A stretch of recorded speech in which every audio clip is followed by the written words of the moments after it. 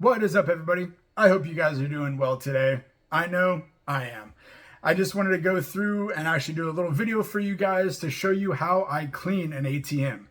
Preventative maintenance is very important with electronics and just anything in general. And I wanted to go through and show you guys what I do. If you guys aren't familiar with me yet, my name is Drake Pfizer with DSF Financial, and I'm showing like-minded individuals like yourself, the ATM business, and how I'm making my money work for me through passive income.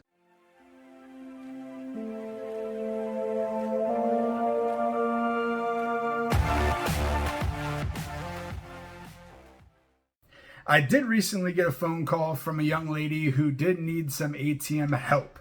She was having some issues with the card reader or just the connection error. She wasn't quite sure, and she gave me a call to help out. So I went ahead, I visited her and the ATM, and I was able to diagnose it that there was just a piece of paper stuck in the card reader. So I was able to quickly fix that for her. Along with that, she actually had me go through and do a preventative maintenance on that ATM. It hadn't been maintained in about 5 years, maybe a little more, and it could use a little love. So what I did is I went through, did a full PM of that ATM, spick and span, and was able to get the ATM up and working. So with me getting that ATM up and running properly, she was able to give me another location who also hasn't been maintained in about 5 years. So I went ahead to that location and did a maintenance on that ATM as well. What was nice actually about this was the ATMs were actually very well taken care of. You could tell that the location owner took pride in the ATMs and definitely did their part in maintaining the day-to-day activities of that ATM. But what I did need to do is go through, clean the sensors, clean the card reader, check the paper machine, and just an overall inspection of that ATM. Now for this location, the second one I got from her, I actually was able to get some video footage of it. So I'm going to show that to you guys here in a second. It's just a quick rundown of kind of me doing the actual maintenance of it. And if you guys haven't done so, hit that subscribe button for me. Hit that bell notification, all that good stuff. We're actually almost to 1,500 subscribers, which is kind of crazy to think about. Kind of inspires me to make more videos. Now, as you guys see here in this video I'm about to show you, it's just a quick rundown of that ATM. All in all, it took about 40 minutes. I was chit-chatting with the ATM owner, but was able to also get the job done. So let me roll this footage.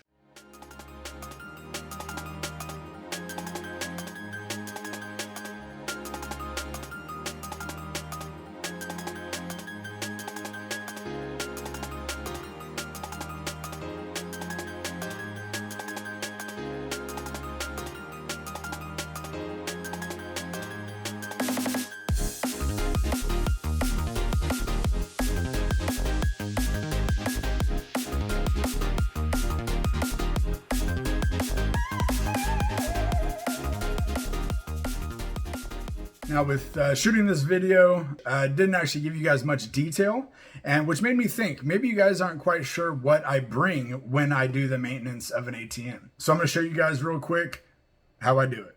All right, so you are now wondering what the heck I bring with me when I maintain an ATM. Preventative maintenance of that ATM is pretty darn important if you want to make sure your ATM is running properly at all times. So what I like to do every 6 months or so, I'll go through my ATMs and do a preventative maintenance on them. And I'll go through that here in a minute. But mainly this video is to actually show you guys what I did for actually someone else's ATM. So what I'm going to do actually for you guys is I'm going to show you what kind of tools I bring with me when I do maintain an ATM. And maybe you guys will take some notes and learn a little something. So without further ado, let me show you what kind of tools I use. So I'm assuming a lot of these tools actually you guys already have, but I'm just going to quickly go through the full set of tools that I use when I go and maintain or fix somebody's ATM. That way I'm covered thoroughly. I have done a couple cleanings where I would forget something, and by learning I need to not forget that, that helped me out a bit. So what I do is I bring some receipt paper with me. Some of the locations are running low on receipt paper or they don't know how to order it. So I went ahead and I bring some receipt paper for the location. I go through, and Clorox wipes, pretty self-explanatory. I also use It does say hydrogen peroxide, but it is not. It's rubbing alcohol. I use this to also clean the sensors as well as overall the ATM machine. I have Q-tips here, which helps aid in the cleaning of the sensors. I also have these, which actually clean the card reader inside of the machine. You'll be surprised how filthy these things get. And actually, I have a machine here I can show you guys. I did recently clean it, so it actually probably won't be too dirty. But all you have to do really is just stick it in the slot, clean it a little bit, and you get a little bit of debris here.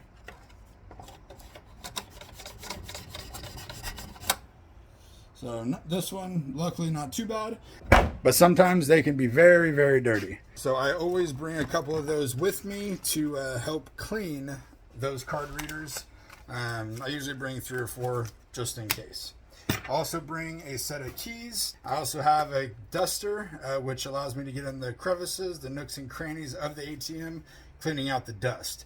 Now this ATM that you guys just saw me do, it actually was in really good shape because it was in a great location, just with not a lot of dust or debris, dirtiness around. Some of my laundromats obviously needed a lot more because they actually have all the lint and everything from the dryers. So there's a lot more dust in and out of that ATM.